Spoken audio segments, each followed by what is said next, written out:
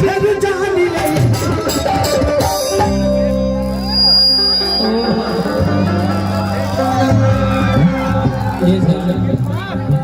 ना जिए देवल हमरा के इतना दिन मेहरारू से दूर रहत हम के मर रहबे कि दिल ना लगई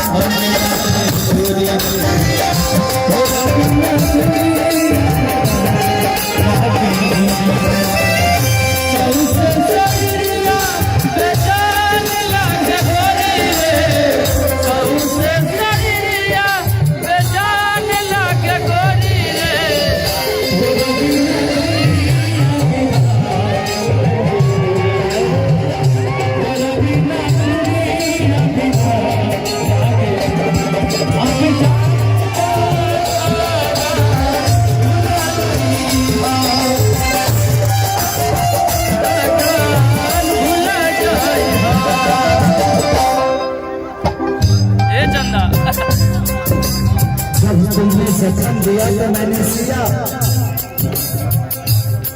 तेरे प्यार को तो मैंने दिल से लिया तुमने मुझे शराब दिया तो मैंने जहर समझ के पिया लेकिन मैंने तो प्यार किया तुम भूल गई जिया हमने प्यार के बदला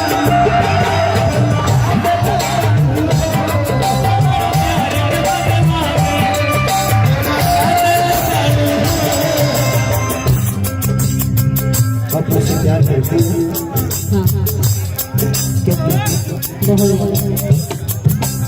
कितना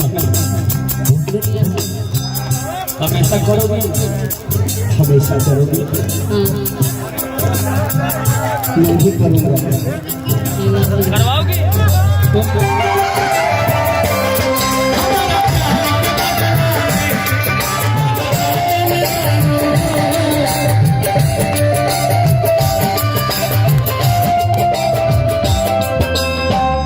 इस लड़की का नाम जिया है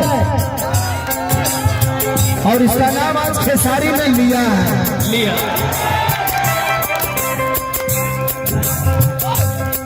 ये खुद पे अहंकार नहीं है मुझे लेकिन इतना जरूर है जिया कि कल से तुम मार्केट में निकलोगी तो दुनिया में से सेल्फी जरूर है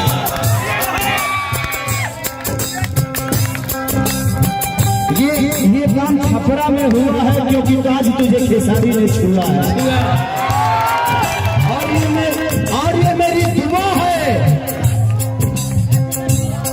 कि पहले तू पूरी थी अब पुआ है हमने प्यार के बदला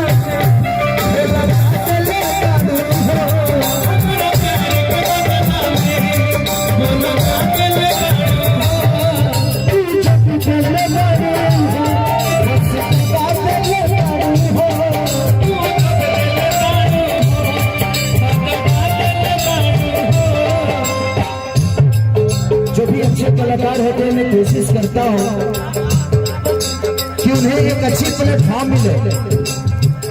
माही मनीषा बहुत अच्छी आर्टिस्ट है, बहुत अच्छी कलाकार के साथ साथ अच्छे नेचर के भी लड़के आए दोनों। इनको मैंने एक अंदाज फिल्म में गाना दिया हूँ ना। अब तुम्हें तो मैंने सब कुछ दे दिया।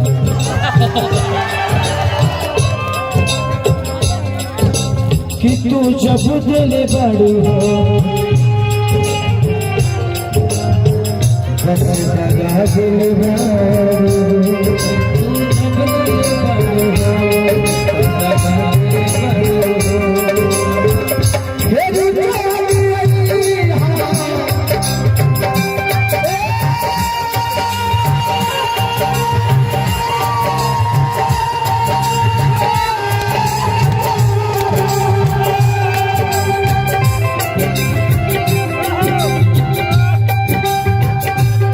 आपकी जगह चलने में नहीं, मेरे दिल में है बेबी।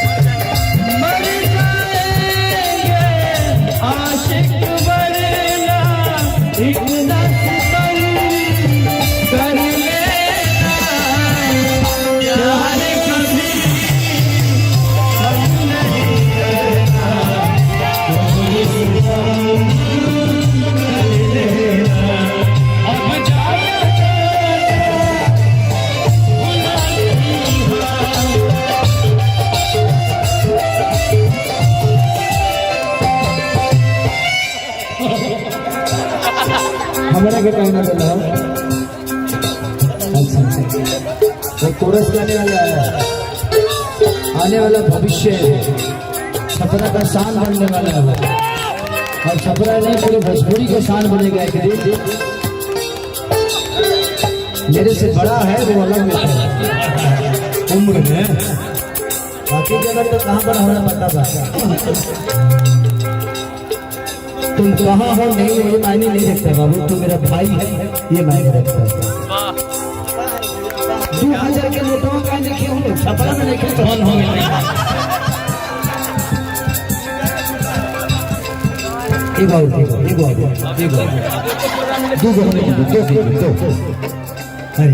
यही सब प्यार जो है ना, ये सब प्यार जो मिलता है ना भैया यारा।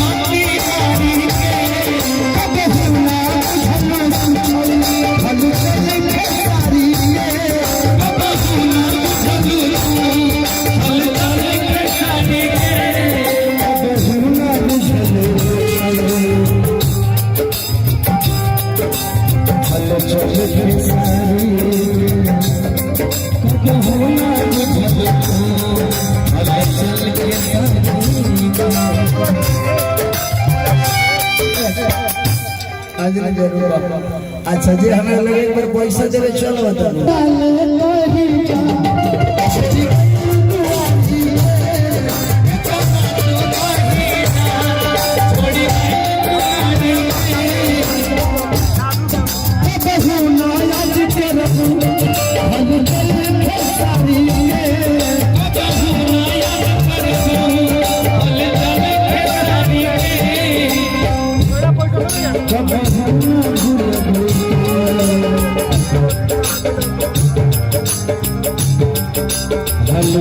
चल सारी